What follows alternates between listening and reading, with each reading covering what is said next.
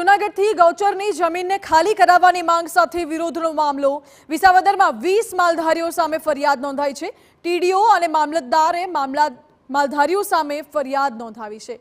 માલધારીઓએ 2 દિવસથી પોતાના પશુઓ મામલતદાર કચેરી લાવી વિરોધ કરી રહ્યા હતા। 48 કલાકથી પશુઓ મામલતદાર કચેરીમાં રજડી રહ્યા છે, જેથી ફરિયાદ નોંધાઈ છે। જાહેરનામાના ભંગની માલધારીઓ સામે ફરિયાદ નોંધાઈ। પશુને ગૌશાળામાં મૂકવાને તંત્ર દ્વારા ગૌશાળામાં મૂકવાનો નિર્ણય લેવાયો હતો। જો કે જૂનાગઢ મામલતદાર કચેરી ખાતે માલધારીઓ ગૌચરની જમીનને ખાલી કરાવવાની માંગ સાથે લડી લેવાના મૂડમાં જોવા મળ્યા। મહત્વનું છે, છેલ્લા 48 કલાકથી સમાજની માંગ પર તંત્ર તરફથી કોઈ જવાબ ન મળતા પ્રદર્શનકારીઓએ વિસાવદર મામલતદાર કચેરીમાં ગૌવંશને રાખ્યા અને તેઓનું કહેવું હતું કે જ્યાં સુધી તેમની માંગનું નિરાકરણ નહીં આવે ત્યાં સુધી ગૌવંશને કચેરીમાંથી દૂર નહીં કરાય। પરંતુ હવે ટીડીપી અને મામલતદારે માલધારીઓ સામે ફરિયાદ નોંધાવી છે।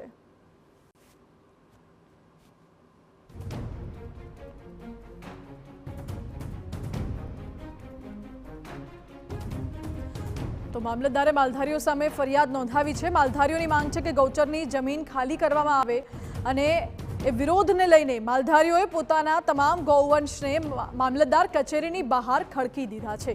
એટલે છેલ્લા 48 કલાકથી મામલતદાર કચેરીના પ્રાંગણમાં જ આ તમામ ગાયો ઉપસ્થિત છે અને મામલતદાર સહિત જે ત્યાં કામ કરનારો સ્ટાફ છે તેમને પણ ભારે હાલાકી પડી રહી છે, જેથી મામલતદારે પોલીસ ફરિયાદ નોંધાવી છે। એ તમામ માલધારીઓ વિરુદ્ધ ટીડીઓ અને મામલતદારે મળીને પોલીસ ફરિયાદ નોંધાવી છે। વધુ જાણકારી આપી રહ્યા છે સંવાદદાતા વિજયસિંહ। જે વિજયસિંહ, માલધારીઓની શું માંગ છે?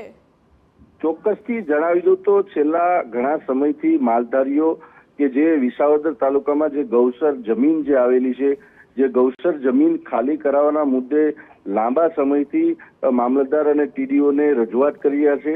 ત્યારે 2 દિવસથી પોતાના પશુધનને લઈ અને મામલતદાર કચેરી જ્યારે વિરોધ કરી રહ્યા હતા, ત્યારે આજે ટીડીઓ દ્વારા અને મામલતદાર દ્વારા 20 માલધારીઓ ઉપર જે ફરિયાદ દાખલ કરવામાં આવી છે અને તેઓને પોલીસ દ્વારા પણ પગલાં લેવામાં આવ્યા છે। બીજી તરફ જ્યારે તે પશુ જે છે તે મામલતદાર કચેરીમાં રઝળતા હતા, તેમને ગૌશાળામાં મૂકવા માટે તંત્ર દ્વારા નિર્ણય લેવામાં આવ્યો છે।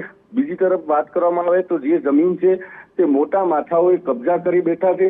જે ગૌચર જમીન છે તે ખુલ્લી કરાવવાના મુદ્દે માલધારીઓ છેલ્લા 1 વર્ષથી લડત ચલાવી રહ્યા છે, પણ તંત્ર દ્વારા હજી પણ કોઈ પણ પ્રકારની ગૌચર ખુલ્લી નથી કરવામાં આવી અને તેમને પરેશાન કરવામાં આવી રહ્યા છે। આવો માલધારીનો આક્ષેપ છે, તેને લઈને તંત્ર હવે ક્યારે જાગશે તે જોવાનું રહ્યું। જી વિજયસિંહ, આભાર આપનો।